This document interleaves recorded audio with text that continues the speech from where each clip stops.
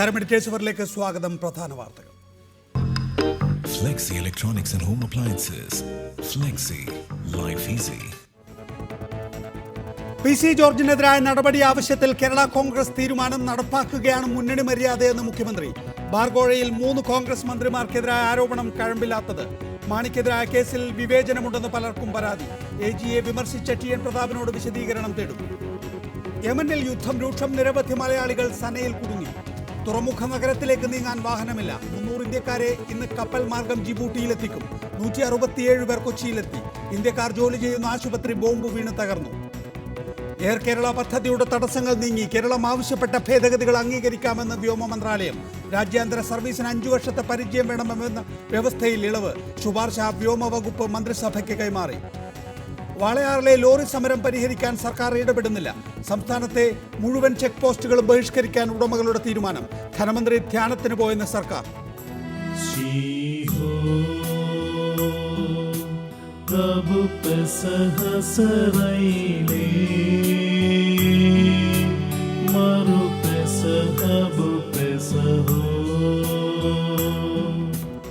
ക്രിസ്തുവിന്റെ അന്ത്യ അത്താഴത്തിന്റെ സ്മരണ പുതുക്കി ക്രൈസ്തവർ പെസഹ ആചരിക്കുന്നു. പള്ളികളിൽ പ്രത്യേക പ്രാർത്ഥന.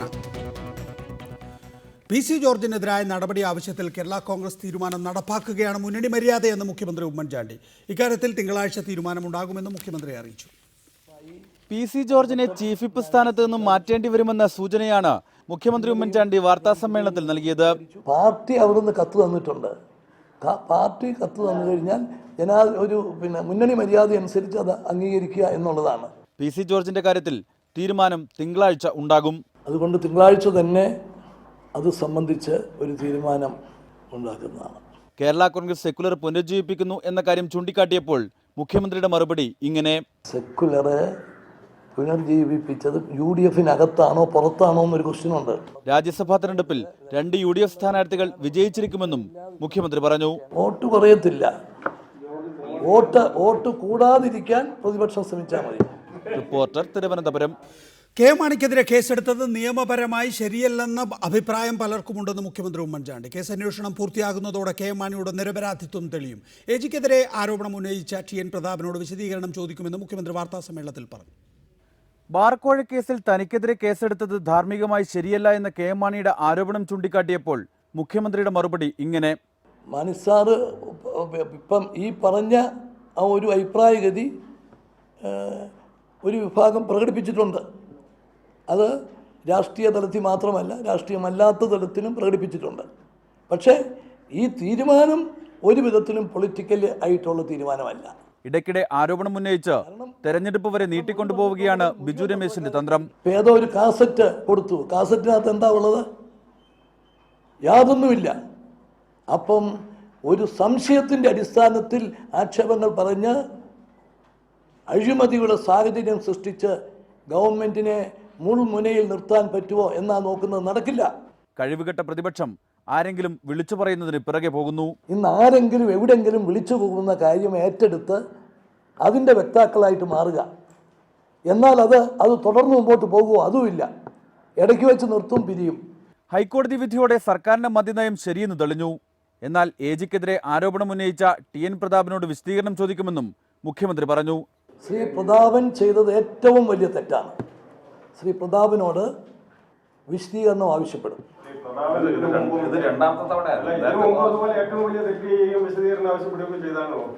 ഇപ്രാവശ്യത്തെ കണ്ടോണം. റിപ്പോർട്ടർ, തിരുവനന്തപുരം. ഈ വിഷയത്തിൽ നമ്മോടൊപ്പം KPCC വക്താവ് അജയ് തറയിൽ, ചെറിയാൻ ഫിലിപ്പ് രാഷ്ട്രീയ നിരീക്ഷകൻ, പ്രതാപൻ കേരള കോൺഗ്രസ് PC ജോർജ് വിഭാഗം നേതാവ്, മറ്റുള്ളവരെ ടെലിഫോൺ ലൈനിലും പ്രതീക്ഷിക്കുന്നു. ആദ്യം ശ്രീ അജയ് തറയിൽ, ഇതുവരെ നിങ്ങൾ പറഞ്ഞുകൊണ്ടിരുന്നത് കോഗ്നിസബിൾ ഒഫൻസ് എന്നാണ്. ഇപ്പോൾ പറയുന്നു നിയമപരമായി തെറ്റായിരുന്നു എന്ന അഭിപ്രായവും ഉണ്ടായിരുന്നു എന്ന്. എന്തുകൊണ്ടാണ് കോഗ്നിസബിൾ ഒഫൻസിൽ നിന്ന് നിയമപരമായി തെറ്റായിരുന്നു കെ മാണിയുടെ FIR എന്ന നിലയിലേക്ക് ചുവടുമാറാൻ കാരണം? അത് വളരെ വ്യക്തമായി അന്ന് തന്നെ പറഞ്ഞിരുന്നല്ലോ. ഈ കേസിനകത്ത് vigilance and anti corruption bureau എന്ന് പറയുന്നത് കേരളത്തിലെ ഒരു ഇൻഡിപെൻഡൻ്റായ പോലീസ് ബോഡിയാണ്. അതിനകത്ത് ഗവൺമെൻറ് ഇടപെടില്ല. അങ്ങനെ ഇടപെടുന്നുവെങ്കിൽ രാഷ്ട്രീയമായ ഇടപെടലുകൾ ഉണ്ടാകാം. അങ്ങനെ രാഷ്ട്രീയമായ ഇടപെടലുകൾ വന്നാലാണ് പ്രശ്നം. അതുകൊണ്ട് അവർ തീരുമാനിക്കട്ടെ. അവിടുത്തെ ഡയറക്ടറും മറ്റ് DGP റാങ്കിലുള്ള ഡയറക്ടറാണ്, അവർ തീരുമാനിക്കട്ടെ. അവരുടെ തീരുമാനങ്ങൾക്ക് വിധേയമായാണ് KM മാണിയുമായി ബന്ധപ്പെട്ട കേസ് മാറിയത്. അതുകൊണ്ടാണ് മുഖ്യമന്ത്രി അക്കാര്യത്തെക്കുറിച്ച് അങ്ങനെ പറയുന്നത്. ഞങ്ങൾ ആരും തുടരുക. ശ്രീ ചെറിയാൻ ഫിലിപ്പ്, ഇന്ന് മുഖ്യമന്ത്രിയുടെ വാർത്താ സമ്മേളനം താങ്കൾ കണ്ടോ എന്ന് എനിക്കറിയില്ല. പക്ഷെ അതിൻ്റെ ചുരുക്കം ഇതാണ്: FIR ഇട്ടത് തെറ്റായിരുന്നു എന്നിപ്പോൾ ഗവൺമെൻറ് സമ്മതിക്കുകയാണ്. അത് അന്വേഷണ സംഘത്തിൻ്റെ തീരുമാനമാണ്. പക്ഷേ രാഷ്ട്രീയമായി ഇടപെടൽ ഉണ്ടായിട്ടില്ല. കുറ്റപത്രം നൽകില്ല. ഇനി അങ്ങനെ നൽകുന്ന നിലയിലേക്ക് വിജിലൻസ് മാറുകയാണെങ്കിൽ ഗവൺമെൻറ് അതിൽ ഇടപെടും. 3, PC ജോർജിനെ തിങ്കളാഴ്ച ചീഫ് വിപ്പ് സ്ഥാനത്ത് നിന്ന് നീക്കും. 4, KM മാണിയെ വിശ്വാസത്തിലെടുത്ത് മുന്നോട്ട് പോകും. 5, K ബാബുവിനെതിരെ അന്വേഷണം ഉണ്ടാകില്ല.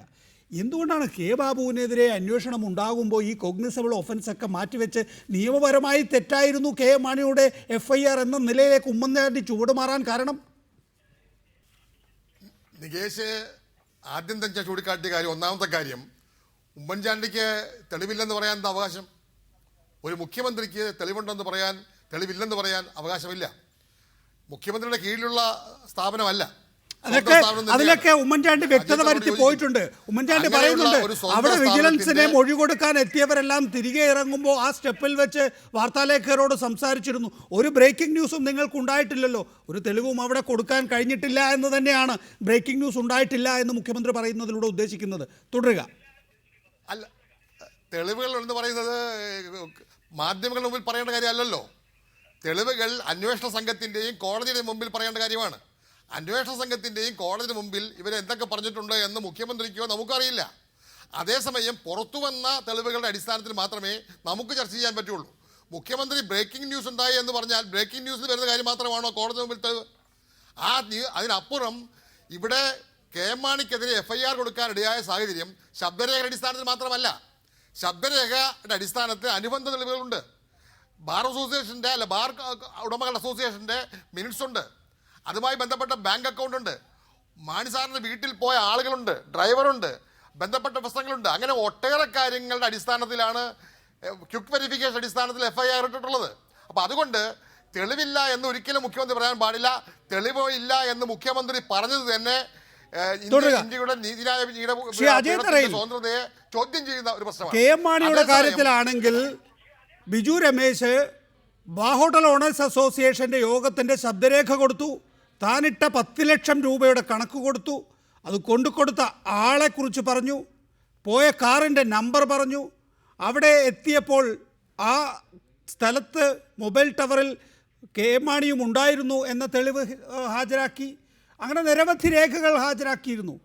രണ്ടാമത്തെ രമേശ് ചെന്നിത്തലയുടെയും VS ശിവകുമാറിൻ്റെയും K ബാബുവിൻ്റെയും കാര്യത്തിൽ ശബ്ദരേഖയാണ് തെളിവായി കൊടുത്തിട്ടുള്ളത് ആദ്യം. പിന്നീട് 164 അനുസരിച്ച് ബിജു രമേശ് നേരിട്ട് ചെന്ന് 10 മണിക്കൂർ ഒറിജിനൽ ടേപ്പ് കൊണ്ട് കൊടുക്കുകയാണ്. അനുബന്ധ രേഖകളും നൽകി എന്നാണ് ബിജു രമേശ് തുടർന്ന് വാർത്താ സമ്മേളനത്തിൽ പറയുകയും ഒക്കെ ചെയ്തത്. ഇതിൽ ഇനിയിപ്പോൾ മുഖ്യമന്ത്രിയുടെ വാദം തന്നെ എടുക്കാം. ശബ്ദരേഖ എന്നുള്ളത് ശബ്ദരേഖ തെളിവല്ലെങ്കിൽ ഇതേ K ബാബു, അദ്ദേഹം മന്ത്രിയാണ്, ആ K ബാബു വാർത്താ സമ്മേളനത്തിൽ തെളിവായി പ്രദർശിപ്പിച്ചത് ബിജു രമേശിൻ്റെ ശബ്ദരേഖയാണ്. അപ്പോൾ ബിജു രമേശ് സ്വന്തം നിലയ്ക്ക് വിളിച്ചു ചേർത്ത ബാർ ഉടമകളുടെ യോഗത്തിലെ ശബ്ദരേഖ K ബാബു എന്ന എക്സൈസ് മന്ത്രിക്ക് തെളിവായി നൽകാമെങ്കിൽ ബിജു രമേശിന് അത് തെളിവായി നൽകിക്കൂടെ? അപ്പോൾ ആ തെളിവെടുക്കില്ല, ഈ തെളിവേ എടുക്കൂ എന്നാണോ? അല്ല, K ബാബു ഒരു മാധ്യമ സമ്മേളനത്തിൽ അത് കാണിച്ചു എന്നല്ലാതെ ഒരു കോടതിയുടെ മുമ്പിലോ അല്ലെങ്കിൽ നിയമപരമായ ഏതെങ്കിലും അതോറിറ്റിയുടെ മുമ്പിലോ അത് അദ്ദേഹം കാണിച്ചില്ലല്ലോ. ഞാൻ പറഞ്ഞു വന്നെങ്കിൽ ഇത്രയേ ഉള്ളൂ. ഇതിനകത്ത് FIR ഇട്ട് അന്വേഷണം നടക്കുന്ന ഒരു കേസിനകത്ത് അത് വിജിലൻസ് നിഷ്പക്ഷമായി ഒരു അന്വേഷണം നടത്തി അതിനകത്ത് തെളിവുകൾ ഉണ്ടെങ്കിൽ അവർ ചാർജ് ഷീറ്റ് ഫ്രെയിം ചെയ്യും. തെളിവുകളില്ല എങ്കിൽ ചാർജ് ഷീറ്റ് ഫ്രെയിം ചെയ്യുകയില്ല. നമുക്കാർക്കും അറിയില്ലല്ലോ അവർക്ക് എന്താണ് തെളിവുകൾ കിട്ടിയിട്ടുള്ളതെന്ന്. പറഞ്ഞു കഴിഞ്ഞിരിക്കുന്നു ശ്രീ അജയ് തറയിൽ. FIR ഇട്ടതിൽ തന്നെ രണ്ടഭിപ്രായം നിയമവൃത്തങ്ങളിൽ ഉണ്ട് എന്ന് ഉമ്മൻചാണ്ടി പറയുമ്പോൾ KM മാണിക്കിനി ചാർജ് ഷീറ്റ് നൽകാൻ പോകുന്നില്ല എന്ന് തന്നെയാണ് അദ്ദേഹം വ്യക്തമാക്കുന്നത്. അത് വരും ദിവസങ്ങളിൽ നിങ്ങൾക്ക് മനസ്സിലാകുമെന്ന് അർത്ഥശങ്കയ്ക്കിടയില്ലാത്ത വിധം ഉമ്മൻചാണ്ടി വ്യക്തമാക്കുകയാണ്. അതാണ് ഞാൻ നേരത്തെ ചെറിയാൻ ഫിലിപ്പിനോട് ചോദിച്ചത്. കെ ബാബുവിൽ ഒരു ആക്ഷേപം ഉന്നയിക്കപ്പെടുമ്പോൾ ഉമ്മൻചാണ്ടി കെ മാണിയുടേത് കൂടി തട്ടി അകറ്റാൻ ശ്രമിക്കുന്നത് എന്തുകൊണ്ട്? ഇവിടെ രമേശ് ചെന്നിത്തലയ്ക്ക് KPCC ആഫീസിൽ പണം കൊണ്ട് കൊടുത്തു എന്ന് ബാർ ഉടമകൾ പറയുന്നുണ്ട്. VS ശിവകുമാറിന് നെയ്യാറ്റിൻകര തെരഞ്ഞെടുപ്പിന് വേണ്ടി പണം കൊടുത്തു എന്ന് പറയുന്നുണ്ട്. കെ മാണിക്ക് 1 കോടിയും 2 കോടിയും പിന്നെ 10 ലക്ഷവും വീട്ടിലും ഓഫീസിലുമായി ചെന്ന് തിരുവനന്തപുരത്തെ ഔദ്യോഗിക വസതിയിലും പാലായിലെ സ്വകാര്യ വസതിയിലും കൊണ്ടു കൊടുത്തു എന്ന് പറയുന്നുണ്ട്. കെ ബാബുവിൻ്റെ കാര്യം പറയുമ്പോൾ ഈ ബാർ ഉടമകളെല്ലാം തന്നെ പറയുന്നത് കെ ബാബു പറഞ്ഞ സ്ഥലത്ത് എത്തിച്ചു എന്നാണ്. ഉമ്മൻചാണ്ടി ഭയക്കുന്നുണ്ടോ കെ ബാബുവിലേക്ക് അന്വേഷണം പോയാൽ അത് തൻ്റെ നേർക്കും വരുമെന്ന്? അല്ല, ഇപ്പോൾ ഈ 3 മന്ത്രിമാരെ കുറിച്ച് ശ്രീ ബിജു രമേശ് ഒരു രാഷ്ട്രീയമായ ആരോപണമാണ് പറഞ്ഞിട്ടുള്ളത്. അത് യാതൊരുവിധ തെളിവുകളോ യാതൊരുവിധ സാനിറ്റി ഇല്ല. അതിന് ഉപോത്ബലകമായ ഒരു തെളിവുകളും അദ്ദേഹത്തിന് മാധ്യമങ്ങളുടെ മുമ്പിലോ കോടതിയുടെ മുമ്പിൽ പറയാൻ കഴിഞ്ഞിട്ടില്ല. അല്ലെങ്കിൽ 164 അനുസരിച്ച് ശ്രീ ബിജു രമേശ് മജിസ്ട്രേറ്റിന് മുമ്പിൽ തെളിവ് കൊടുത്തിട്ടുണ്ടെങ്കിൽ അതിന്റെ പേര് അന്വേഷണം ഉണ്ടാകുമല്ലോ സ്വാഭാവികമായിട്ട്. ഏതായാലും ഇപ്പോൾ വിജിലൻസ് ഡിപ്പാർട്ട്മെന്റ് മുന്നിൽ ഈ 3 മന്ത്രിമാർക്കും പ്രഥമ ദൃഷ്ടിയാ കുറ്റക്കാരല്ല. അത് ഒരു ക്വിക്ക് വെരിഫിക്കേഷൻ പോലും വേണ്ടാത്ത തരത്തിൽ അവരെ കുറിച്ചുള്ള ആരോപണങ്ങൾക്ക് അടിസ്ഥാനമില്ല എന്ന് ബാബുവിനെതിരെ ക്വിക്ക് വെരിഫിക്കേഷൻ എടുക്കാൻ കഴിയാതെ പോകുന്നത് നിങ്ങൾക്ക്? അതാണ് ചോദ്യം. ഇവിടെ കെ മാണി എന്ന പരിണതപ്രജ്ഞനായ കേരളത്തിലെ നിയമമന്ത്രി തന്നെ ചോദിക്കുന്നു, Lalithakumari versus state of UP എനിക്ക് മാത്രമാണോ ബാധകമാകുന്നത്? രമേശ് ചെന്നിത്തല എന്ന ആഭ്യന്തര വിജിലൻസ് മന്ത്രി നിയമസഭയിൽ പറഞ്ഞത് ഈ തരത്തിലൊരു ആക്ഷേപം ഉന്നയിക്കപ്പെട്ടാൽ അത് അന്വേഷണ വിധേയമാകും മാറും എന്നുള്ളത് പ്രതിപക്ഷം മനസ്സിലാക്കിക്കൊള്ളണം. ഈ ഡെമോക്രസിൻ്റെ വാൾ നമ്മുടെ എല്ലാവരുടെയും തലയ്ക്ക് മുകളിലുണ്ട് എന്ന്. അങ്ങനെ ഒരാരോപണം ഉന്നയിക്കപ്പെട്ടാൽ അതിന് ഉപോത്ബലകമായ തെളിവുകൾ ഹാജരാക്കുകയാണ് എങ്കിൽ അതിൻ്റെ വെറാസിറ്റി പരിശോധിക്കേണ്ടത് ക്വിക്ക് വെരിഫിക്കേഷനിലൂടെയാണ് എന്ന് രമേശ് ചെന്നിത്തല പറഞ്ഞത് മാണിക്ക് ബാധകമാണ്. എന്തുകൊണ്ട് കെ ബാബുവിന് ബാധകമല്ല? അല്ല, കെ ബാബു തന്നെ വെല്ലുവിളിച്ചല്ലോ. കെ ബാബു തന്നെ മാധ്യമങ്ങളോട് പറഞ്ഞു, എനിക്കെതിരെ ആരോപണം ഉണ്ടായിരിക്കുന്നു, ഞാൻ ആരോപണ വിധേയമായ കാര്യത്തിൽ ആരോപിതനെ വെല്ലുവിളിക്കുന്നു. എവിടെ വെച്ച് എനിക്ക് പണം തന്നു, ആര് പണം തന്നു, എപ്പോൾ പണം തന്നു എന്ന് പറയാൻ ധൈര്യമുണ്ടോ എന്ന് വെല്ലുവിളിച്ചു. പറഞ്ഞല്ലോ, ശ്രീ ബിജു രമേശ് പറഞ്ഞല്ലോ. കഴിഞ്ഞില്ല. ബിനോയ്, എലഗൻസ് ബിനോയ്, രാജ്കുമാർ ഉണ്ണി, പോളക്കുളത്ത് കൃഷ്ണകുമാർ, DP ധനേഷ് തുടങ്ങിയവരാണ് കെ ബാബുവിന് പണം നൽകിയതെന്ന് ബിജു രമേശ് വ്യക്തമാക്കിയിട്ടുണ്ട്. അല്ല, അത് ഇപ്പൊ എലഗൻസ് ബിനോയും പോളക്കുളത്തെ ഇന്ദുവും അതുപോലെ ധനേഷും എല്ലാവരും സ്വാഭാവിക രാജ്കുമാർ ഉണ്ണിയും എല്ലാം എപ്പോഴും പറയുന്ന കഥാപാത്രങ്ങളാണ്. അവര് എക്സൈസ് മന്ത്രിയുമായി ഇതിന്റെ ഈ അസോസിയേഷന്റെ ഭാരവാഹി എന്ന നിലയിൽ എപ്പോഴും ബന്ധപ്പെട്ടുകൊണ്ടിരിക്കുന്ന ആളുകളായതുകൊണ്ട് ശ്രീ ബിജു രമേശ് പറഞ്ഞതാണ്, ഇന്ന ആളുകൾ ഈ എലഗൻസ് ബിജോയി ആണെങ്കിലും പോളക്കുളത്തെ ഹിന്ദു ആണെങ്കിലും ധനേഷ് ആണെങ്കിലും അല്ലെങ്കിൽ രാജ്കുമാറാണെങ്കിലും ഇവര് പൈസ ഇത്ര സമയത്ത് കൊടുത്തു. ഇപ്പോൾ നേരത്തെ ഉന്നയിച്ച ആരോപണങ്ങൾ പോലെ ഇവിടെ ബിജു രമേശ് പറയുന്നത് ഇന്ന സമയത്ത് കൊടുത്തു എന്ന് പറയാൻ താൻ ശക്തനല്ല. കാരണം ഞാൻ അടക്കമുള്ള കമ്മിറ്റിയിലാണ് ആ തീരുമാനം ഉണ്ടാകുന്നത്. കൊടുത്തത് ഇവരൊക്കെയാണ്. ഇനി ബാബുവിനല്ല കൊടുത്തത്, ബാബു പറയുന്നിടത്തേക്ക് പണം എത്തിച്ചു എന്നുള്ളതാണ് ബിജു രമേശിൻ്റെ വാദം. കെ മാണിയും അതാണ് പറയുന്നത്. മയൽക്കുറ്റിക്ക് എന്തിന് പൈസ കൊടുക്കണം? കാരണം ഞാൻ വെറും ധനമന്ത്രി മാത്രമാണ്, എക്സൈസ് മന്ത്രി വേറെയാണല്ലോ എന്നാണ് കെ മാണിയുടെ വാദമെങ്കിൽ ഇതേ രാജ്കുമാർ ഉണ്ണി അടക്കമുള്ള ബാർ ഹോട്ടൽ ഓണേഴ്സ് അസോസിയേഷൻ്റെ സംസ്ഥാന ഭാരവാഹികൾ പറഞ്ഞത് കഴിഞ്ഞ LDF ഭരണകാലത്ത് PK ഗുരുദാസൻ ഒരു ചായ പോലും മേടിച്ചു കൊടുക്കേണ്ടി വന്നിട്ടില്ല എന്ന്. അതിൻ്റെ അർത്ഥം ഈ ഗവൺമെൻറ്റിൻ്റെ കാലത്ത് ചായ മാത്രമല്ല ബിരിയാണിയും മേടിച്ചു കൊടുക്കേണ്ടി വന്നിട്ടുണ്ട് എന്നാണല്ലോ. അപ്പോൾ ഈ കാര്യത്തിലെല്ലാം തന്നെയും സ്വാഭാവികമായ സംശയമുള്ള നിലയ്ക്ക് ശരിയാണ്, കേരള കോൺഗ്രസിൻ്റെ വാദമെടുക്കാം. കെ മാണിക്കെതിരെയും ഇത്തരത്തിലുള്ള പുകപടലങ്ങൾ മാത്രമേ ഉണ്ടായിരുന്നുള്ളൂ. ആ ഘട്ടത്തിൽ കേസെടുക്കാൻ പാടില്ലായിരുന്നു. ഇപ്പോൾ കെ ബാബുവിനെതിരെയും സമാനമായ പുകപടലം ഉണ്ടാവുമ്പോൾ കേസെടുക്കാത്തത് ഇരട്ടത്താപ്പാണ്. ആ നിലയിലെങ്കിലും ആ വിഷയം എങ്ങനെ കോൺഗ്രസ് കൈകാര്യം ചെയ്യുന്നു? അല്ല, നികേഷ്, ഇത് നിങ്ങൾ രാഷ്ട്രീയമായി കാണരുത്. ഇതൊരു ഗവൺമെന്റ് ചെയ്യാവുന്ന കാര്യങ്ങളല്ല. ഇത് vigilance and anti corruption bureau എന്ന് പറയുന്ന ഇന്ത്യയിലെ CBI പോലെ കേരളത്തിലെ അഴിമതി അന്വേഷിക്കുന്ന ഒരു സ്വതന്ത്ര ചുമതലയുള്ള ഡിപ്പാർട്ട്മെന്റാണ്. അതിൽ വളരെ പരിതപ്രജ്ഞനായ വിൽസൺ പോൾ അതിന്റെ ഡയറക്ടറായിട്ടിരിക്കുന്നു. ജേക്കബ് തോമസ് എന്ന് പറയുന്ന അസിസ്റ്റന്റ് ഡയറക്ടർ. ഇവരെല്ലാം പ്രഗത്ഭരായ ആളുകളാണ്. ഒരു മുഖ്യമന്ത്രിയുടെയോ ആഭ്യന്തരമന്ത്രിയുടെയോ ഒരു മന്ത്രിസഭയുടെയോ ശുപാർശകളോ അല്ലെങ്കിൽ അവരുടെ അഭിപ്രായങ്ങളോ ഒന്നും സ്വീകരിക്കാൻ കഴിയാത്ത സ്വതന്ത്രമായ ഏജൻസിയാണ്. ഇന്നലെ ആഭ്യന്തരമന്ത്രി പറഞ്ഞു ഈ ഗൂഢാലോചന ഇതിനെ മൊത്തത്തിൽ കേരള കോൺഗ്രസ് വേർഷനിലേക്ക് നമ്മൾ തിരികെ കൊണ്ടുവന്നാൽ ഈ ഗൂഢാലോചനയുടെ കിങ് പിൻ ആരാണ് എന്ന് സംബന്ധിച്ച് എനിക്ക് വ്യക്തതയുണ്ട് എന്ന് ശ്രീ കെ എം മാണി പറഞ്ഞല്ലോ. ഒരു ഘട്ടത്തിൽ മുഖ്യമന്ത്രിയായി കെ എം മാണിയെ ഉയർത്തി കാണിക്കുന്ന സമയത്ത് കെ എം മാണിയെ അഴിമതി കേസിൽ പെടുത്തുക എന്ന ലക്ഷ്യം UDF-നുണ്ടായിരുന്നു, അതിലെ കോൺഗ്രസ്സിലെ പ്രമുഖർക്കുണ്ടായിരുന്നു. അവരത് ചെയ്തു. കെ എം മാണി ആക്ഷേപം വന്ന ഉടൻ തന്നെ വാർത്താസമ്മേളനം വിളിച്ചു ചേർത്ത് പ്രഖ്യാപിച്ചത് എന്താണ്? ഞാൻ ഇനി മുഖ്യമന്ത്രി സ്ഥാനത്തേക്ക് ക്ലെയിം ചെയ്യുന്നതേ ഇല്ല എന്നാണ്. അപ്പോൾ ആ ഘട്ടത്തിൽ തോറ്റുകൊടുത്തു. ഇപ്പോൾ ഉമ്മൻചാണ്ടിയെ സംബന്ധിച്ചിടത്തോളം ഒരടി പിന്നോട്ട് വെക്കാൻ അദ്ദേഹം തീരുമാനിച്ചിരിക്കുന്നു. അതുകൊണ്ടാണ് അദ്ദേഹം പറഞ്ഞത് നിയമപരമായി പോലും കെ എം മാണിയുടെ FIR ശരിയല്ല എന്ന വാദം ഞങ്ങൾക്കിടയിൽ തന്നെ ഉണ്ടായിരുന്നു, അതിനുള്ള നടപടികൾ എടുത്തുകൊണ്ടിരിക്കുകയാണെന്ന് പറയുമ്പോൾ കുറ്റപത്രം ഉണ്ടാകില്ല. കെ എം മാണി ഒരു സ്പേസ് കിട്ടിയപ്പോൾ ഒന്ന് കയറി കൊത്താൻ നോക്കി, അവിടെ ഒരടി കൊടുത്തു. കെ എം മാണി ഇനിയിപ്പോൾ ഏതായാലും മുഖ്യമന്ത്രി സ്ഥാനത്തേക്ക് പോലും ഉയരാൻ കഴിയാത്ത വിധത്തിൽ അദ്ദേഹം വീണിരിക്കുന്നു. ഇനിയിപ്പോൾ കെ എം മാണിയെ വിശ്വാസത്തിലെടുത്ത് മുന്നോട്ട് കൊണ്ടുപോവുക. അതുകൊണ്ടാണ് PC ജോർജിനെതിരായിട്ടുള്ള കെ എം മാണിയുടെ ആക്ഷേപം മുഖവിലക്കെടുത്ത് തിങ്കളാഴ്ച അക്കാര്യത്തിൽ തീർപ്പ് കൽപ്പിക്കുമെന്ന് പറഞ്ഞിരിക്കുന്നത്. ഇതൊരു റൗണ്ടാണ്. ആ റൗണ്ട് പൂർത്തിയാക്കുകയാണ് ഉമ്മൻചാണ്ടി ഇന്നത്തെ വാർത്താ സമ്മേളനത്തിലൂടെ ചെയ്തിരിക്കുന്നത്. കിങ് പിൻ ആരാണെന്നുള്ളത് കെ എം മാണി തന്നെ പറയേണ്ട വിഷയമാണ്. പക്ഷെ നാട്ടുകാർക്കെല്ലാം അറിയാം. പക്ഷേ ഇവിടെ ഇപ്പം തിരിഞ്ഞുകൊണ്ടു. ഇപ്പം യഥാർത്ഥം സംഭവിച്ചിരിക്കുക എന്താണ്? കെ എം മാണിക്കെതിരെ ഒരു ആരോപണം മാത്രമേ ഉള്ളൂ. കെ ബാബുവിനെതിരെ 3 ആരോപണമാണ്. അതായത് കെ എം മാണിക്കെതിരായി വന്ന സംഭവം നിയമമന്ത്രി എന്ന നിലയിൽ 418 ബാറുകൾ പൂട്ടുന്നതിന് വേണ്ടി 5 കോടി രൂപ ചോദിച്ചു, 1 കോടി വാങ്ങി എന്ന് മാത്രമാണ്.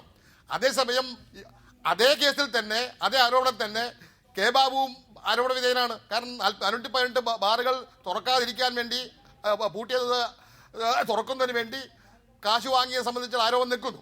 അതേസമയം 2 പുതിയ ആരോപണം എന്ന് പറയുന്നത് ഈ ഗവൺമെൻറ് വന്നതിന് ശേഷം പല ഘട്ടങ്ങളിലായി പുതിയ ബാറുകൾ തുറക്കാൻ വേണ്ടി പലരിൽ നിന്നും കോഴകൾ വാങ്ങിച്ചിരിക്കുന്നു. അത് ചില ആളുടെ പേരുകൾ പറയുന്നുണ്ട്. രണ്ടാമത് പറയുന്നത് കഴിഞ്ഞ 2013 വന്ന വർഷത്തിനൊരു പ്രത്യേക പ്രസക്തിയുണ്ട്. കാരണം ആ വർഷം ഈ ലൈസൻസ് ഫീസ് 23 കോടിയിൽ നിന്നും 23 ലക്ഷത്തിൽ നിന്നും 30 ലക്ഷമാക്കി മാറ്റാൻ, അതായത് പെട്ടെന്ന് കൂട്ടാൻ വേണ്ടി ഒരു തീരുമാനം ഉണ്ടാകാൻ പോകുന്നു എന്ന ഒരു ധാരണ പരത്തി, അങ്ങനെ അത് ആ തീരുമാനം ഉണ്ടാകാതിരിക്കാൻ വേണ്ടി ഇവരിൽ നിന്നെല്ലാം കാശ് വാങ്ങിയെന്നാണ്. ഇപ്പോഴും 23 ലക്ഷം മാത്രമേ ഉള്ളൂ, 30 ആക്കിയിട്ടില്ല. അങ്ങനെ ഒരു പ്രചരണം മാത്രമല്ല, പത്രവാർത്തകളൊക്കെ വന്നിരുന്നു. അത് ഒഴിവാക്കാൻ വേണ്ടി ഇവരിൽ നിന്നെല്ലാം 10 കോടി രൂപ വാങ്ങിയെന്നാണ്. അപ്പോൾ ഇതെല്ലാം കൂടെ കൂട്ടി വായിക്കുമ്പോൾ കെ എം മാണി 2ാം പ്രതിയാകൂ. 3 ആരോപണത്തിലും പ്രതിയാകുന്നത് കെ ബാബുവാണ്. കെ എം മാണി 1 മാത്രമേ ഉള്ളൂ. അപ്പോൾ മുഖ്യപ്രതിയായി കെ ബാബു മാറാൻ പോകുന്നു. നേരത്തെ നികേഷ് പറഞ്ഞതുപോലെ കെ ബാബുവാണ് പ്രതിയെങ്കിൽ കെ ബാബു ആരുടെ ബിനാമിയാണെന്ന് എല്ലാവർക്കും അറിയാം. ബിനോയ് ആരുടെ ബിനോമിയാണ് എന്ന് പറഞ്ഞതുപോലെ കെ ബാബു ഇന്ന് കേരളത്തിൽ ആരുടെ ആളാണ്, എന്തിനു വേണ്ടിയാണ് ഈ കാശ് വാങ്ങിയെന്ന് പറയാം. 2013 എന്ന വർഷം യഥാർത്ഥത്തിൽ സരിത എന്താ ചെയ്തത്?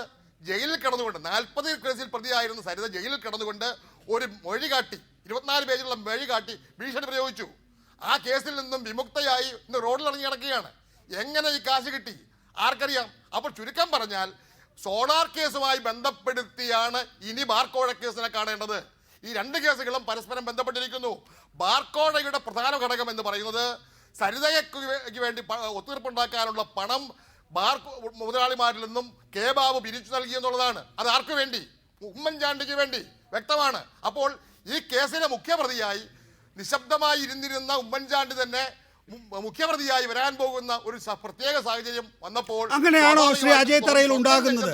ഇപ്പോ ശ്രീ ചെറിയാൻ ഫിലിപ്പ് ഉന്നയിക്കുന്ന ആക്ഷേപം എലഗൻസ് ബിനോയ് ബാബുവിന്റെ ബിനാമി, ബാബു ഉമ്മൻചാണ്ടിയുടെ ബിനാമി, ഉമ്മൻചാണ്ടി മുഖ്യപ്രതിയാകുന്ന വിധത്തിൽ ബാർക്കോഴ കേസ് വികസിക്കുന്നു. എന്തൊക്കെ ആക്ഷേപങ്ങളാണ് ചെറിയാൻ ഫിലിപ്പ് നിരുത്തരവാദപരമായി ഉന്നയിക്കുന്നത്?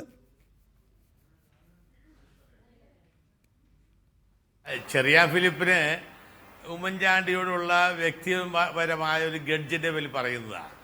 കെ ബാബു വിദ്യാർത്ഥിയായിരിക്കുമ്പോൾ കാലത്ത് തുടങ്ങി, അദ്ദേഹം ഇവിടെ പരിവർത്തനവാദി പ്രസ്ഥാനം തുടങ്ങുന്ന കാലത്ത് തുടങ്ങി, കാലടി കോളേജിലെ വിദ്യാർത്ഥിയായി KSU യൂത്ത് കോൺഗ്രസിലൂടെ വളർന്നു വന്ന ബാബു ഉമ്മൻചാണ്ടിയുടെ ബിനാമിയാണെന്നൊക്കെ പറയുന്നത്. ചെറിയാൻ ഫിലിപ്പിനെ പോലെ ഇവരുടെയൊക്കെ ഒന്നിച്ച് കിടന്നും നടന്നും വളർന്ന ചെറിയാൻ ഫിലിപ്പ് പറയുന്നത് അത് ശരിയല്ല എന്ന അഭിപ്രായക്കാരാണ് ഞാൻ. അങ്ങനെ ഒരു ആരോപണം തന്നെ ചെറിയാൻ ഫിലിപ്പ് പറഞ്ഞത് പിൻവലിക്കണം എന്ന അഭിപ്രായമാണ്. അത് വ്യക്തിപരമാണ് എന്നൊരു അഭിപ്രായത്തിലാണ് ഞാൻ നിൽക്കുന്നത്. ഉമ്മൻചാണ്ടിയുടെ ബിനാമി കെ ബാബു ആവേണ്ട ആവശ്യമുണ്ടോ? കെ ബാബു കേരളത്തിലെ കോൺഗ്രസിലൂടെ KSUയുടെ യൂത്ത് കോൺഗ്രസിലൂടെ വളർന്നു വന്ന ഒരാളാണ് കെ ബാബു. അപ്പോൾ അത് ബിനോയി ആരുടെ ബിനാമി ആണ് എന്നതിനെക്കുറിച്ചുള്ളതിനെക്കുറിച്ചൊന്നും എനിക്കറിയത്തില്ല. പക്ഷേ ഇത്തരം കാര്യങ്ങളെ പറയുന്നത് ശരിയല്ല. രണ്ടാമത് ഇതെല്ലാം ഒരു ആരോപണങ്ങളാണ്. ഞാനും പറയുന്നത് ശ്രീ ചെറിയാൻ ഫിലിപ്പ് പറഞ്ഞ കാര്യങ്ങൾ കോൺക്രീറ്റായി പറയട്ടെ, കോൺക്രീറ്റായി ഇന്ന തെളിവുകൾ പറയട്ടെ. അതാണ് കോൺക്രീറ്റായ തെളിവുകൾ, കോൺക്രീറ്റായി ആരോപണം AK ബാലൻ CPM നിയമസഭാ കക്ഷി സെക്രട്ടറി നമ്മോടൊപ്പം ഇപ്പോൾ ടെലിഫോൺ ലൈനിൽ എത്തിയിട്ടുണ്ട്. ശ്രീ AK ബാലൻ, കോൺക്രീറ്റായി തെളിവുകളോ അല്ലെങ്കിൽ ആരോപണം തന്നെയോ നിങ്ങൾക്ക് ഉന്നയിക്കാനാകുന്നില്ല. എവിടെ നിന്നോ ആരോ പറയുന്നത് കേട്ട് അതിൻ്റെ പിന്നാലെ പോകും. അത് കഴിഞ്ഞതിന് ശേഷം വേറൊരു വിഷയവുമായി പോകും. ഒന്നും നിങ്ങൾക്ക് തുടർന്ന് മുന്നോട്ട് കൊണ്ടുപോകാൻ കഴിയുന്നില്ല. ഒരു ഘട്ടത്തിൽ സോളാർ കേസായി, പിന്നീട് സോളാർ കേസിലൊരു ജുഡീഷ്യൽ അന്വേഷണ കമ്മീഷൻ നിയോഗിച്ചു. ആ ജുഡീഷ്യൽ അന്വേഷണ കമ്മീഷനുമായി സഹകരിക്കാൻ കൂട്ടാക്കിയില്ല. കമ്മീഷൻ നോട്ടീസ് അയച്ചപ്പോൾ മാത്രമാണ് നിങ്ങൾ അതിനോട് സഹകരിക്കാൻ പോയത്. ഇപ്പോൾ ബിജു രമേശ് ഒരു ആക്ഷേപം ഉന്നയിക്കുന്നു, അതിൻ്റെ പിന്നാലെയാണ് നിങ്ങൾ. ഇതെൻ്റെ ആരോപണങ്ങളല്ല, ഉമ്മൻചാണ്ടി ഇന്ന് വാർത്താ സമ്മേളനത്തിൽ കുറേ സമയമെടുത്ത് പറഞ്ഞ ആക്ഷേപമാണ്. കേരള നിയമസഭയിൽ ഈ സരിത പ്രശ്നം വന്ന സമയത്ത് ബഹുമാനപ്പെട്ട മുഖ്യമന്ത്രി എടുത്ത സമീപനം നിങ്ങൾക്കൊക്കെ അറിയാലോ. എൻ്റെ ഓഫീസ് പരിശുദ്ധാണ്. ജിക്കുമോൻ, ജോപ്പൻ, സലീം, ഫിറോസ് ഇവരെല്ലാം നിരപരാധികൾ. എന്തിനാണ് ഇവരെയൊക്കെ കേസിൽ പ്രതിയാക്കിയിട്ട് ജയിലിലിട്ടത്? എന്തിനു വേണ്ടിയിട്ടായിരുന്നു? ഞങ്ങൾ ഉണ്ടാക്കിയിട്ടുള്ള കേസായിരുന്നു. FIR ഇട്ട് അന്വേഷണം നടത്തി കുറ്റപത്രം കൊടുത്ത് വ്യക്തമായ തെളിവിന്റെ അടിസ്ഥാനത്തിലല്ലേ ഇവരൊക്കെ ജയിലിൽ കിടക്കേണ്ടി വന്നതും പിന്നീട് ജാമ്യം കിട്ടിയതും. മുഖ്യമന്ത്രിയെയും മുഖ്യമന്ത്രിയുടെ നിയന്ത്രണത്തിലുള്ള പോലീസിനെയും വിശ്വസിക്കാൻ പറ്റില്ല എന്ന് ഹൈക്കോടതി പറഞ്ഞതിന്റെ അടിസ്ഥാനത്തിലല്ലേ സലീം രാജ് ഭൂമി നമുക്ക് ബാർക്കോഴയിലേക്ക് പോകാം. അതെ, ഞാൻ ബാർക്കോഴയിലേക്ക് വരുന്നത്. CBI അന്വേഷണത്തിന് വിട്ടത്. ബാർക്കോടയിൽ മാണി പറയുന്നത് 100% കറക്റ്റാ. അദ്ദേഹത്തിനെതിരായി വിജിലൻസിനെ കൊണ്ട് FIR ഇടിയിപ്പിക്കാമെങ്കിൽ ഇതേ പ്രശ്നത്തിൽ മജിസ്ട്രേറ്റിന്റെ മുമ്പാകെ കൊടുത്ത മൊഴിന്റെ മോൾ FIR ഇടൂല എന്ന് പറയുന്നത് എന്തൊരു പരിഹാസ്യം. പക്ഷേ ഇന്ന് മുഖ്യമന്ത്രിയുടെ വിശദീകരണം ഇതാണ്. താങ്കൾ യാത്രയിലായതിനാൽ അത് കേട്ടിട്ടുണ്ടാകില്ലാത്തത് കൊണ്ട് ഞാൻ ഒന്നുകൂടി വിശദീകരിച്ച് പറയുകയാണ്. നിയമപരമായും ധാർമ്മികമായും കേസെടുക്കേണ്ട ആവശ്യമുണ്ടായിരുന്നില്ല എന്ന വാദമുണ്ട്. അങ്ങനെ ഒരു വാദമുണ്ട്, അഭിപ്രായഗതിയുണ്ട്. അന്വേഷണ സംഘത്തെ ചുമതലപ്പെടുത്തി കഴിഞ്ഞാൽ അതിനകത്ത് ഗവൺമെൻറ്റിന് ഒരു തരത്തിലും ഇടപെടാനാകില്ല, അവരുടേതായ രീതിയിൽ പോകും. മാണിയെ പ്രതിയാക്കാനുള്ള തീരുമാനം അന്വേഷണ സംഘത്തിൻ്റെതാണ്, അന്വേഷണ സംഘത്തിൻ്റേത് മാത്രമായിരുന്നു എന്ന വിശദീകരണം രാഷ്ട്രീയമായ ഉമ്മൻചാണ്ടി നടത്തുകയാണ്. അല്ല, ഒന്നാമത് മനസ്സിലാക്കേണ്ടത് ഒരു കേസ് കോഗ്നൈസൻസ് എടുക്കുന്നത് എങ്ങനെയാണ്, അത് നിയമപരമായി കോടതിയിലേക്ക് എങ്ങനെ എത്തുന്നു എന്നുള്ളതിനെ സംബന്ധിച്ച ബാലപാഠം അറിയാവുന്ന ഒരാളും പറയുന്നതല്ല ഇപ്പൊ മുഖ്യമന്ത്രി പറയുന്നത്. ഇവിടെ ആദ്യം ഒരു FIS, ഒരു സ്റ്റേറ്റ്മെന്റ്, അത് FIR ആയിട്ട് എങ്ങനെ രൂപം കൊള്ളുന്നത്? അത് FISന്റെ അടിസ്ഥാനത്തിൽ കൊടുക്കുന്ന മൊഴിയുടെ വെറാസിറ്റി പരിശോധിച്ച് പ്രാഥമികമായിട്ടുള്ള അന്വേഷണം നടത്തി FIR ഇടുന്നു. ഇവിടെ 43 ദിവസമാണ് വിജിലൻസ് അന്വേഷിച്ചത്. 26ഓളം സാക്ഷികളെ ചോദ്യം ചെയ്തു, ഡോക്യുമെന്റ് എടുത്ത്, സാഹചര്യ തെളിവുകൾ എടുത്തു. ഇതിന്റെ അടിസ്ഥാനത്തിൽ കൃത്യമായി ഇനി ഒരു അന്വേഷണത്തിന്റെ ആവശ്യമില്ല. ഒരു സീൻ മഹസറും തയ്യാറാക്കി കോടതി കൊടുക്കേണ്ട പ്രശ്നം ഇതിലുള്ളൂ. ഇനി ചാർജ് ഷീറ്റ് കൊടുക്കാൻ വേറെ ഒന്നും വേണ്ട, ഇത് മാത്രം മതി. അതായത് FIRമായി ബന്ധപ്പെട്ടുകൊണ്ട് FIR ഇടുന്നതിന് 43 ദിവസം എടുത്തു. ആ 43 ദിവസത്തിന്റെ ഉള്ളിൽ നടത്തിയ അന്വേഷണത്തിന്റെ ഭാഗമായി പോലീസിന്റെ കയ്യിലുള്ള, അതായത് വിജിലൻസിന്റെ കയ്യിലുള്ള രേഖകളും മൊഴിയും വെച്ച് ചാർജ് ഷീറ്റ് കൊടുക്കാം. ആ ചാർജ് ഷീറ്റ് കൊടുത്തു കഴിഞ്ഞാൽ യാതൊരു സംശയവും വേണ്ട. ഇവിടെ വിജിലൻസ് മന്ത്രി പോലും പറഞ്ഞത് പ്രത്യേക ഒരു സാഹചര്യമുണ്ട്. സുപ്രീം കോടതി ഭരണഘടനാ ബെഞ്ചിന്റെ Lalithakumari versus state of UP എന്ന കേസിലെ നിഗമനങ്ങൾ, ഇത്തരത്തിലുള്ള ആക്ഷേപങ്ങൾ വന്നാൽ കേസെടുക്കേണ്ടി വരും എന്ന സാഹചര്യത്തെയാണ് വിലയിരുത്തിയത്. ഇന്നിപ്പോൾ ലളിതകുമാരിയെ കുറിച്ച് ചോദിച്ചപ്പോൾ ലളിതകുമാരി ബാബുവിന് ബാധകമല്ലേ എന്ന് ചോദിച്ചാൽ അതൊക്കെ അന്വേഷണ സംഘത്തോട് പോയി ചോദിക്കാനാണ് പറയുന്നത്. ഇതൊന്നും നിയമപരമായിട്ട് ഒരു വിവരമില്ലാത്ത ആൾക്കാർ വർത്തമാനം പറയുന്നത് കേട്ടിട്ട് ദയവ് ചെയ്തിട്ട് എന്നോട് ഇതിനെ പറ്റിയിട്ട് ചോദിക്കരുത്. ഞാൻ ചോദിക്കട്ടെ, Lalithakumari versus state of UP കേസിൽ ഒരു സുവമോട്ട FIR ഇടാം, തെളിവ് ഒന്നും വേണ്ട, എന്നിട്ട് പിന്നെ അന്വേഷിച്ചാൽ മതി. ഇവിടെ അതല്ല ചെയ്തത്. ഇവിടെ ലളിതകുമാരി വേഴ്സസ് സ്റ്റേറ്റ് ഓഫ് UPന്റെ അടിസ്ഥാനത്തിലല്ല FIR ഇട്ടത്. ഇവിടെ FIR ഇട്ടത് വിജിലൻസ് ഉദ്യോഗസ്ഥന്മാർക്ക് ബോധ്യപ്പെട്ടതിന്റെ അടിസ്ഥാനത്തിലാണ്. ബോധ്യപ്പെട്ടത് 43 ദിവസം എടുത്തിട്ടാണ് FIR ഇടുന്നത്. ഈ ലളിതകുമാരി നീന്റെ കൂടെ കൂട്ടി പറയേണ്ട ഒരാവശ്യമില്ല. ലളിതകുമാരി കേസത്തിൽ സുവോമോട്ടോ ഓൺ പ്രൈമ ഫേസി കേസ് എടുക്കാം, എന്നിട്ട് അന്വേഷണം നടത്തിയാൽ മതി. ഇവിടെ അതല്ല. ഇവിടെ അന്വേഷണങ്ങളെല്ലാം നടത്തിയിട്ടാണ് FIR ഇട്ടത്. അതുകൊണ്ട് ലളിതകുമാരിന്റെ ശരി, അതിലേക്ക് വരാം. ശ്രീ അജയ് തറയിൽ, ഇനിയിപ്പോൾ 3 കോൺഗ്രസ് മന്ത്രിമാർക്കെതിരെയാണല്ലോ ആക്ഷേപം ഉന്നയിക്കപ്പെട്ടിട്ടുള്ളത്. അതിൽ കെ ബാബു എന്ന എക്സൈസ് മന്ത്രിയും ഉൾപ്പെടുന്നു. കെ ബാബുവിനെതിരെ ഉന്നയിക്കപ്പെട്ട ആക്ഷേപത്തിലേക്ക് ആരോപണങ്ങൾ ചുരുങ്ങുമ്പോൾ രമേശ് ചെന്നിത്തലയ്ക്കെതിരെയോ VS ശിവകുമാറിനെതിരെയോ ഉന്നയിക്കപ്പെട്ട ആക്ഷേപങ്ങളുമായി അത് വ്യത്യസ്തമാണ് എന്ന നിലയിലാണോ കോൺഗ്രസ് പാർട്ടി പോലും അതിനെ കൈകാര്യം ചെയ്യുന്നത്? ശിവകുമാറിന് നെയ്യാറ്റിൻകര തെരഞ്ഞെടുപ്പ് ബന്ധപ്പെട്ട് KPCC പ്രസിഡൻ്റായിരിക്കെ രമേശ് ചെന്നിത്തലയ്ക്ക് കൊടുത്തത് രാജീവ് ഗാന്ധി ഇൻസ്റ്റിറ്റ്യൂട്ടിന് വേണ്ടി എന്ന നിലയിലും കെ ബാബുവിനെതിരെ ബാർകോഴ എന്ന വിഷയത്തിലും എന്ന നിലയിൽ കാണണം. എന്നാൽ തന്നെയും കെ ബാബുവിനെതിരെ ക്വിക്ക് വെരിഫിക്കേഷൻ എടുക്കേണ്ട രീതിയിലുള്ള യാതൊരു തെളിവും ബിജു രമേശ് നൽകിയിട്ടില്ല. ആ നിലയിലേക്കാണോ വരുന്നത്? അങ്ങനെ കുറെ വാദഗതികളുണ്ട്. ഇപ്പോൾ എനിക്കറിയില്ല KPCC ഓഫീസിൽ വെച്ച് പൈസ കൊടുത്തത് KPCC ഫണ്ട് കൊടുത്താണോ, ഇലക്ഷൻ ഫണ്ട് അതൊന്നും ഇതല്ലല്ലോ.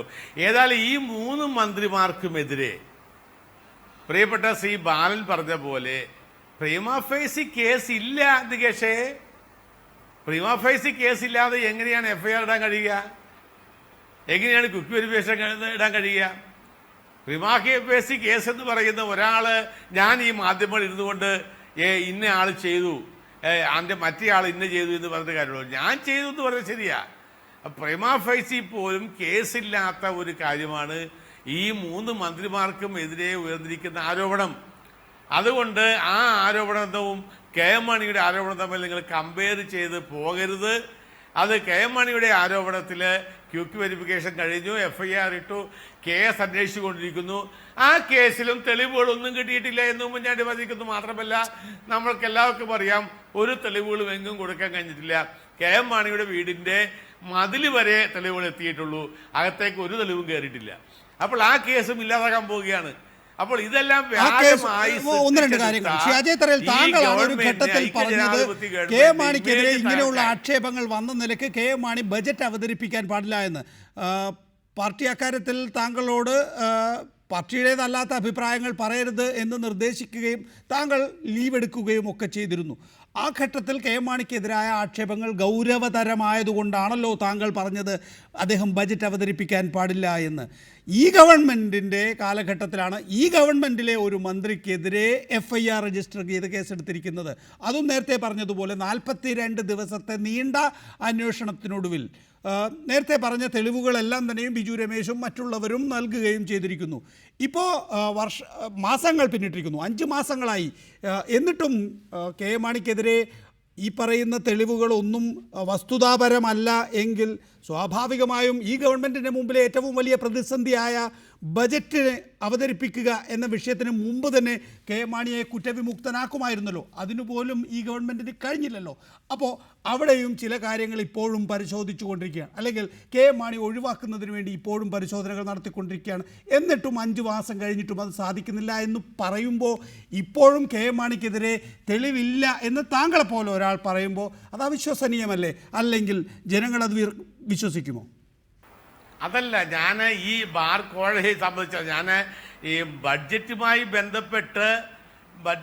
ബന്ധപ്പെട്ട വേറെ വിഷയങ്ങളെക്കുറിച്ചുള്ള കാര്യങ്ങളെക്കുറിച്ചുള്ള ഒരു പ്രതികരണമായിരുന്നു എൻ്റേത്.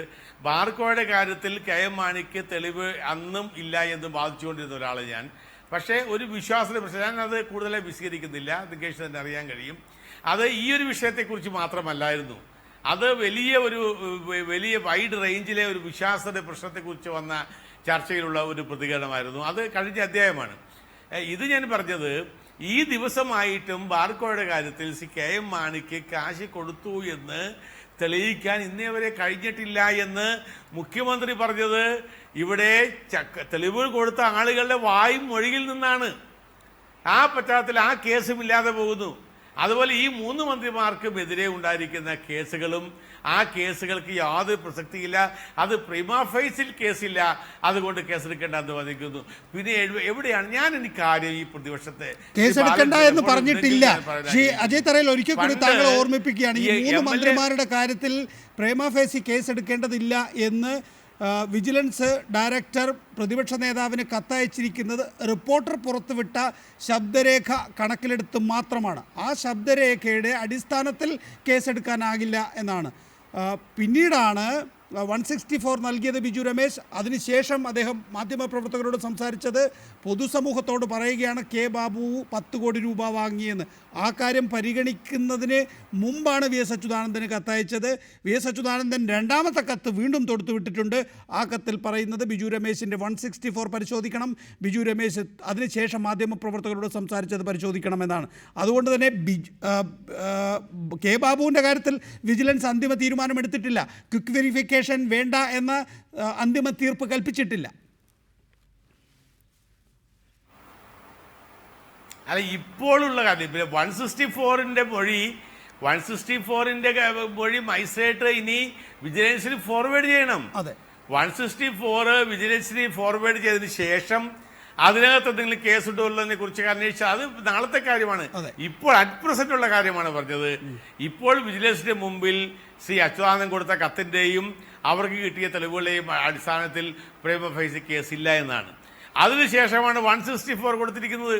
164 മജിസ്ട്രേറ്റ് ഫോർവേഡ് ചെയ്യട്ടെ, അതിനുശേഷം അന്വേഷിക്കട്ടെ. അതെല്ലാം 164 ഫോർവേഡ് ചെയ്യട്ടെ എന്ന നിലയിലേക്ക് കാര്യങ്ങൾ എത്തി നിൽക്കുമ്പോഴാണ് ഞാൻ നേരത്തെ പറഞ്ഞതുപോലെ മുഖ്യമന്ത്രി ഉമ്മൻചാണ്ടി പറഞ്ഞത് ഇനിയിപ്പോൾ ആ കാര്യത്തിൽ ഒന്നും തന്നെയും പഴയതുപോലെ സ്വതന്ത്രമായ അന്വേഷണത്തിന് സാധ്യതയില്ല, ഇനി ഒരു കുറ്റപത്രം വരികയാണെങ്കിൽ അതിൽ ഇടപെടും എന്ന് അനുമാനമാണ്. ആ നിലയിലേക്കാണ് മുഖ്യമന്ത്രി പോകുന്നത് എന്ന് ഷിമാലയത്ത് പ്രതാപൻ.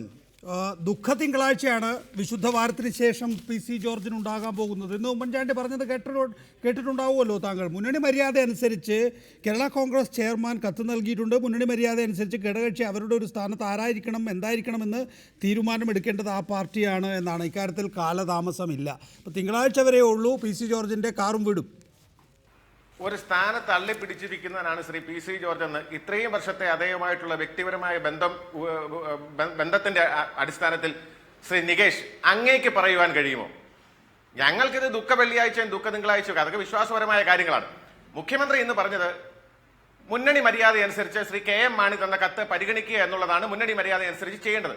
തീർച്ചയായിട്ടും അതാണ് ശ്രീ ബഹുമാനായ ശ്രീ ഉമ്മൻചാണ്ടി സാർ ചെയ്യേണ്ടത്. പക്ഷേ ഇവിടെയുള്ള പ്രശ്നം സംഘടനാ മര്യാദ, രാഷ്ട്രീയ മര്യാദ, ജനാധിപത്യ മര്യാദ ഇതെല്ലാം ഒഴിവാക്കിക്കൊണ്ടാണ് അത്തരമൊരു കത്ത് നൽകപ്പെട്ടത് എന്നുള്ളതാണ്. അതാണ് അന്ന് സംഘടനാ മര്യാദ ഉമ്മൻചാണ്ടി സാറിന്റെ അടുത്ത് ഇവിടെ കേരള കോൺഗ്രസ് തീരുമാനിക്കുന്നു PC ജോർജിനെ ചീഫ് വിപ്പ് സ്ഥാനത്ത് നിന്ന് നീക്കണമെന്ന്. അതിനകത്ത് അദ്ദേഹത്തെ വൈസ് ചെയർമാൻ സ്ഥാനത്ത് നിന്ന് നീക്കണമെന്ന്, അല്ലെങ്കിൽ ആദ്യം അത് ചെയ്തിട്ടാണ് ഇത് ചെയ്യേണ്ടത് എന്നൊക്കെ PC ജോർജിന് പറയാൻ എന്താ അവകാശം? പാർട്ടിയുടെ ചെയർമാനല്ലേ എല്ലാം. അദ്ദേഹം തീരുമാനിക്കുന്നത് പോലെയാണ് അച്ചടക്ക നടപടി നടക്കുക.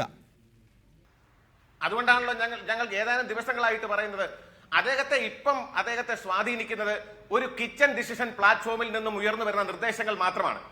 PC ജോർജും കൂടി ഇരുന്ന പാർലമെന്ററി പാർട്ടി യോഗമാണ് PC ജോർജിനെ ചീഫ് വിപ്പ് ആക്കാൻ വേണ്ടി തീരുമാനിച്ചത്. അപ്പൊ പരിണിതപ്രജ്ഞനായ ശ്രീ KM മാണി ചെയ്യേണ്ടത് എന്തായിരുന്നു? PC ജോർജ് കൂടി ഇരിക്കുന്ന ഒരു പാർലമെന്ററി പാർട്ടി യോഗത്തിൽ വെച്ചായിരുന്നു പറഞ്ഞിട്ട് കാര്യമില്ല പ്രതാപൻ. ആ ബസ് മിസ്സായി നിങ്ങൾക്ക് അതാണ് ഇവിടെ സംഘടനാ ശ്രീ മര്യാദ. അജയ് തറയിൽ ആ ഇതാ ഇപ്പൊ എഴുതി പോകുന്നത് താങ്കൾ കാണുന്നുണ്ടാവുമല്ലോ. കെ മാണിയോടും പി സി ജോർജിനോടും സംസാരിച്ച് ഒത്തുതീർപ്പുണ്ടാക്കാൻ NSS ജനറൽ സെക്രട്ടറി സുകുമാരൻ നായരോട് കേരളത്തിലെ ആഭ്യന്തരമന്ത്രി ആവശ്യപ്പെടുന്ന അതീവ രസകരമായ വാർത്തയാണ് എഴുതി പോകുന്നത്. എന്തിനാണത്? 72 പേരെ ഉണ്ടാകൂ, പി സി ജോർജ് പോയാൽ ഈ സർക്കാരിനെ അട്ടിമറിക്കപ്പെടാൻ സാധ്യതയുണ്ട്, ഭരണത്തിൽ കടിച്ചു തൂങ്ങാൻ വേണ്ടി എന്ത് നാണം കെട്ട പ്രവൃത്തിയും ഞങ്ങൾ ചെയ്യും. അതാണോ? അതിലേക്കാണോ? അല്ല, ഇത് രസകരമെന്ന് നികേഷ് പറഞ്ഞ കാര്യത്തെക്കുറിച്ച് അത് രമേശ് ചെന്നിത്തല പോയി പറഞ്ഞത് അതാണോ അല്ലയോ എന്നതിനെക്കുറിച്ച് നമുക്ക് ആർക്കും അറിയത്തില്ല. പക്ഷേ ഒരു കാര്യം ഞാൻ പറയാം, പി സി ജോർജിനെ UDF നിലനിർത്തണം. P C George UDF MLA ആണ്. പി സി ജോർജിനെ കളയേണ്ട കാര്യമില്ല. അദ്ദേഹം കേരള കോൺഗ്രസ് എമ്മിൻ്റെ വൈസ് ചെയർമാനാണ്. കേരള കോൺഗ്രസ് പാർട്ടിയിലെ MLA ആണ്. മറ്റു പാർട്ടിയുടെ ഒരു MLA, ഒരു പാർട്ടിയുടെ MLA ആയ UDF ഘടകകക്ഷി MLA ആയ ഒരാളെ പിടിച്ച് വലിച്ച് UDF പുറത്താക്കേണ്ട ആവശ്യമില്ല. അതുകൊണ്ട് അത് സംഭവിക്കാൻ പോകുന്നൊരു കാര്യമല്ല എന്നാണ് എനിക്ക് പറയാനുള്ളത്. പിന്നെ പി സി ജോർജ് നിർബന്ധമായി ഞാൻ UDF ഇല്ല എന്ന് പറഞ്ഞ് പോയാൽ മാത്രമേ പി സി ജോർജ് പോവുകയുള്ളൂ. അല്ലാതെ പി സി ജോർജിനെ കളയാൻ ആരും തയ്യാറാകില്ല. അദ്ദേഹം ഈ UDF-നകത്തുണ്ട്. എങ്ങനെ UDF നിലനിർത്താൻ കഴിയും? കഴിഞ്ഞ ദിവസം ശ്രീ കെ മാണി തന്നെ ചോദിച്ച ചോദ്യത്തിന് കോൺഗ്രസിന് എന്താണ് മറുപടി? ഒരു കക്ഷിയിൽ നിന്ന് ഒരു MLA നീക്കം ചെയ്താൽ പിന്നെ ആ MLA UDF ഉണ്ടാകില്ല. ഇനി നാളെ കോൺഗ്രസിൽ നിന്ന് ഒരു MLA പോകുന്നു എന്ന് വിചാരിക്കുക, ആ MLA ഘടകകക്ഷിയായി നിർത്തുമോ? അങ്ങനെ ഒരു പൊതു തീരുമാനമുണ്ടെങ്കിൽ ശരിയാണ്. അതല്ലാതെ എന്നോട് ഇങ്ങോട്ട് ആരും ആവശ്യപ്പെടില്ല, അതിനുള്ള ധൈര്യമൊന്നും ആർക്കുമില്ല. കേരള കോൺഗ്രസ് എമ്മിൽ നിന്ന് ഒരു MLA നീക്കം ചെയ്താൽ ആ MLA ഒരു ഘടകകക്ഷിയായി അംഗീകരിക്കുന്ന രീതിയൊന്നും UDF ഇല്ല എന്ന് കെ മാണി പറഞ്ഞു കഴിഞ്ഞിരിക്കുന്നു. അതിനെന്താണ് കോൺഗ്രസ് പാർട്ടിയുടെ മറുപടി? അല്ല നികേഷൻ, നമ്മളത് പിന്നെ രണ്ടാമത്തെ കാര്യമല്ലേ. ഇപ്പോൾ കേരള കോൺഗ്രസ് എമ്മിലെ MLA ആണ് പി സി ജോർജ്. അദ്ദേഹം ആ പാർട്ടിയുടെ വൈസ് ചെയർമാനാണ്. അദ്ദേഹം UDF MLA ആണ്. അതിന് അദ്ദേഹത്തെ ആ പാർട്ടിയിൽ നിന്ന് നീക്കം ചെയ്യുമ്പോൾ ഉണ്ടാകുന്ന രാഷ്ട്രീയ സംവികാസങ്ങളെ നമുക്ക് അന്നേരം ചർച്ച ചെയ്യാം. എങ്കിൽ പോലും ശ്രീ ചെറിയാൻ ഫിലിപ്പ്, ഇപ്പോ പി സി ജോർജിനെ തിങ്കളാഴ്ച ചീഫ് വിപ്പ് സ്ഥാനത്ത് നിന്ന് നീക്കം ചെയ്യുന്നു. ഉടനടി പി സി ജോർജ് എന്ത് ചെയ്യുന്നു? കേരള കോൺഗ്രസ് സെക്യുലർ പുനരുജ്ജീവിപ്പിക്കുന്നു. അപ്പോൾ കെ എം മാണി സെക്യുലർ പുനരുജ്ജീവിപ്പിച്ച പി സി ജോർജിനെ കാലുമാറ്റ നിരോധന നിയമം ഉപയോഗിച്ച് അയോഗ്യനാക്കാൻ ശ്രമിക്കുന്നു. അങ്ങനെ അയോഗ്യനാക്കാൻ ശ്രമിച്ചാൽ ഒരു ഇലക്ഷനാണ്. പി സി ജോർജ് ഇത് 2 മാസം നീട്ടിക്കൊണ്ടുപോവുകയാണെങ്കിൽ ഇലക്ഷൻ ഇല്ല. അങ്ങനെയാണെങ്കിൽ 72 72 എന്ന നിലയിലേക്ക് പി സി ജോർജിൻ UDF നിന്ന് മാറിക്കഴിഞ്ഞാലുള്ള നിലയിലേക്ക് എത്തിക്കാൻ അദ്ദേഹത്തിന് കഴിയുമെങ്കിൽ ഒരു ഘടകകക്ഷി മതി, ചെറിയ ഏതെങ്കിലും ഒരു ഘടകകക്ഷി മതി എന്ന നിലയിൽ ഈ സർക്കാരിനെ തന്നെ അസ്ഥിരപ്പെടുത്താനുള്ള തുടർ പ്രവർത്തനങ്ങളുമായി പി സി ജോർജ് ഇപ്പോഴും പി സി ജോർജ് പറയുന്നുണ്ടല്ലോ എൻ്റെ കയ്യിൽ ബോംബുണ്ട് എന്ന്. എന്താണ് നടക്കാൻ പോകുന്നത് എന്ന് AKG സെൻറ്ററുമായി നല്ല ബന്ധമുള്ള ചെറിയാൻ ഫിലിപ്പിനറിയാം. AK സെന്ററുമായി ബന്ധമുള്ള ആൾക്ക് പറയാൻ പറ്റത്തില്ല. ഇത് രാഷ്ട്രീയ രംഗത്ത് നിൽക്കുന്ന ഏത് കൊച്ചുകുട്ടികൾക്ക് അറിയാവുന്ന ചില കാര്യങ്ങളുണ്ട്. അതായത് പി സി ജോർജിനെ പുറത്താക്കുക എന്നുള്ളത് അത്ര എളുപ്പമുള്ള കാര്യമല്ല. കൂട്ടിൽ കഴിയുന്ന ഒരു പുലിയെ പുറത്തിറങ്ങി വിട്ടാൽ റോഡുണ്ടാക്കാൻ പോകുന്ന നാശനഷ്ടങ്ങളെക്കുറിച്ച് ഈ നികേഷ് പറഞ്ഞ എല്ലാ കാര്യങ്ങളെക്കുറിച്ച് ഉമ്മൻചാണ്ടി ബോധവാനാണ്. അതുകൊണ്ട് അദ്ദേഹം ലാഗിങ് പൊളിറ്റിക്സാണ്. ഇന്ന് ദുബായിൽ നിന്ന് മടങ്ങി വന്നാൽ ഉടൻ പുറത്താക്കുമെന്നല്ല എല്ലാവരും പറഞ്ഞത്. ഇന്ന് പുറത്താക്കിയില്ല. ഇനി ഈസ്റ്റർ കഴിയട്ടെ എന്നാണ്. ഈസ്റ്റർ കഴിഞ്ഞ് മുന്നണി മര്യാദ പാലിക്കുമെന്നൊക്കെ പറഞ്ഞാലും ഇവിടെ പല അണികൾ നീക്കൽ നടക്കുകയാണ്. NSSന്റെ അടുത്താൻ ശ്രമിക്കുന്നു, മറ്റു പലരും അടുത്താൻ ശ്രമിക്കുന്നു, ബിഷപ്പ്മാരെ ശ്രമിക്കുന്നു. അങ്ങനെ കെ എം മാണിയെയും പി സി ജോർജ് അന്വയിപ്പിക്കാനുള്ള ശ്രമങ്ങളാണ് നടക്കുന്നത്. കാരണം പി സി ജോർജിനെ ഈ പറയുന്ന കെ എം മാണിക്ക് മാത്രമല്ല പലർക്കും പേടിയാണ്. ഇന്നലെ തന്നെ പി സി ജോർജ് പറഞ്ഞു, സരിതയുടെ 24 പേജുള്ള മൊഴി വായിച്ച് ഞാൻ കരഞ്ഞുപോയി, ഞെട്ടിപ്പോയി. അത് തന്നെ സൂചനയല്ലേ? അങ്ങനെ എന്തെല്ലാം കാര്യം ഇരിക്കുന്നു. മാത്രമല്ല ഈ പി സി ജോർജ് എന്ന് പറയുന്ന ആള് ഇത്രയും നാൾ കെ എം മാണിയുടെ ഉമ്മൻചാണ്ടിയുടെ വാടകുണ്ടിയായിരുന്നില്ലേ? പാമോയിൽ പ്രശ്നം വന്നപ്പോൾ വിജിലൻസ് ജഡ്ജിക്കെതിരെ ഏറ്റവും മോശമായ ഭാഷയിലല്ലേ പി സി ജോർജ് സംസാരിച്ചത്? അതിനുശേഷം ഉമ്മൻചാണ്ടിയെ സംരക്ഷിക്കാൻ വേണ്ടി ഏറ്റവും അധികം രംഗത്ത് വന്നത് അദ്ദേഹമല്ലേ? ശെൽവരാജ് എന്ന് പറഞ്ഞ MLA കൊണ്ടുവന്നത് അദ്ദേഹമല്ലേ? അതിനുശേഷം മാണിസാറിന് വേണ്ടി എന്തെല്ലാം യുദ്ധങ്ങളാണ് നടത്തിയിട്ടുള്ളത്? അവസാനം ഇപ്പോൾ സംഭവിച്ചത് മാണിസാറിൻ്റെ മകനുമായി തെറ്റി. മാണിസാറിൻ്റെ മകൻ്റെ മേധാവിത്വം അംഗീകരിക്കാൻ കഴിയാതെ വന്നപ്പോൾ ഇപ്പോൾ PC ജോർജ് ഒരു തിരുത്തൽവാദിയായി. പണ്ട് കോൺഗ്രസിൽ കരുണാകരന്റെ മകൻ കെ മുരളീധരൻ വന്നപ്പോൾ തിരുത്തൽവാദി പ്രസ്ഥാനം ഉണ്ടായതുപോലെ തന്നെ ഇവിടെ കെ എം മാണിയുടെ മകൻ ജോസ് കെ മാണിയുടെ മേധാവിത്വം അംഗീകരിക്കാൻ തനിക്ക് കഴിയില്ല എന്ന് പ്രഖ്യാപിച്ചുകൊണ്ടാണ് ഇപ്പോൾ വന്നിട്ടുള്ളത്. അപ്പോൾ അതുകൊണ്ട് ഈ പറയുന്ന PC ജോർജിനെ പുറത്താക്കുക എന്നുള്ളത് അത്ര എളുപ്പമല്ല എന്ന് പറഞ്ഞിട്ടുണ്ടെങ്കിൽ PC ജോർജ് എന്ന് പറയുന്ന ആളുണ്ടാക്കാൻ പോകുന്ന നാശോന്മുഖമായ പ്രവർത്തനം മാത്രമല്ല, സാങ്കേതികമായ പ്രശ്നമുണ്ട്. അദ്ദേഹത്തെ പുറത്താക്കിയാൽ ചീഫ് വിപ്പ് സ്ഥാനത്ത് നിന്ന് മാത്രം പുറത്താകുകയില്ല, കേരള കോൺഗ്രസിൽ നിന്ന് പുറത്താക്കുകയും നാളെ ഒരു പ്രത്യേക പാർട്ടി ഉണ്ടാക്കാൻ ഇപ്പോൾ കഴിയില്ല. അപ്പം MLA സ്ഥാനം പോകും. MLA സ്ഥാനം പോകുമ്പോൾ അവിടെ വീണ്ടും ഒരു ബൈ ഇലക്ഷൻ വരും. രാഷ്ട്രീയ മത്സരത്തിന് പൂഞ്ഞാർ പോയാൽ PC ജോർജ് തന്നെ വീണ്ടും ജയിക്കുമെന്ന് എല്ലാവർക്കും അറിയാം. അതുകൊണ്ട് അത്തരമൊരു കളിക്ക് ഉമ്മൻചാണ്ടി നിന്ന് കൊടുക്കില്ല.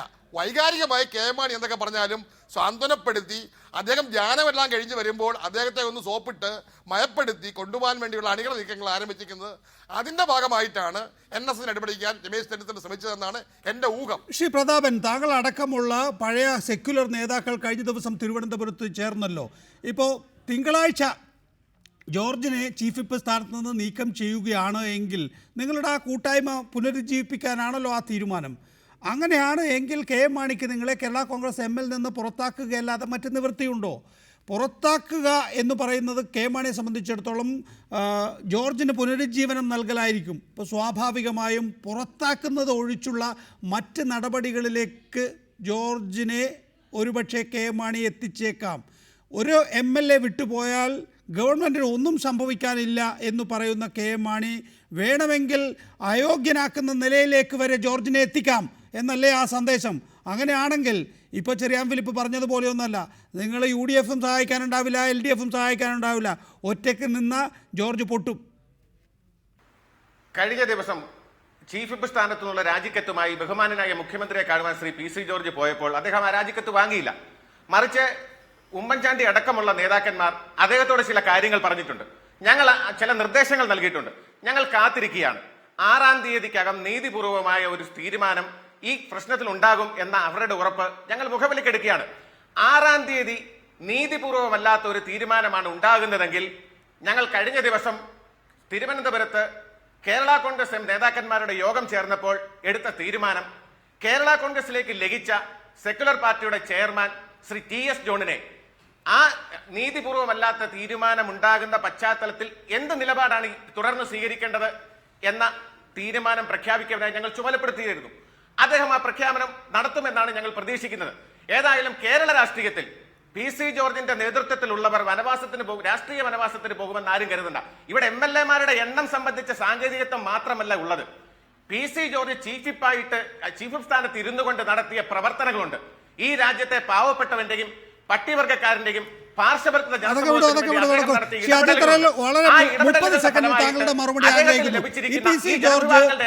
ചീഫ് വിപ്പ് സ്ഥാനത്ത് നിന്ന് നീക്കം ചെയ്യപ്പെടുമ്പോൾ ഒരു ഭീഷണി കൂടി ഉയർത്തുന്നുണ്ട്. UDFിലെ 6 MLA-മാർ ഞങ്ങൾ സമാന മനസ്കരാണ്, ഒരാൾക്കൊരു അപകടം പറ്റിയാൽ മറ്റ് 5 പേർ സഹായിക്കാനുണ്ടാകുമെന്ന്. അതേക്കുറിച്ച് പേടിയുണ്ടോ?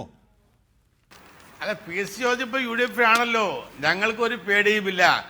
ഞങ്ങൾ 2016 വരെ ഈ ഗവൺമെന്റ് ഒരു ഭീഷണിയും ഇല്ലാതെ മുന്നോട്ട് പോവുക തന്നെ ചെയ്യും. ഒരു തർക്കവും വേണ്ട ഇതിനകത്ത്. വളരെ നന്ദി. അജയ് തറയിൽ, ചെറിയാൻ ഫിലിപ്പ്, മലയത്ത് പ്രതാപൻ, AK ബാലൻ ഈ വിഷയത്തിൽ സംസാരിച്ചതിന്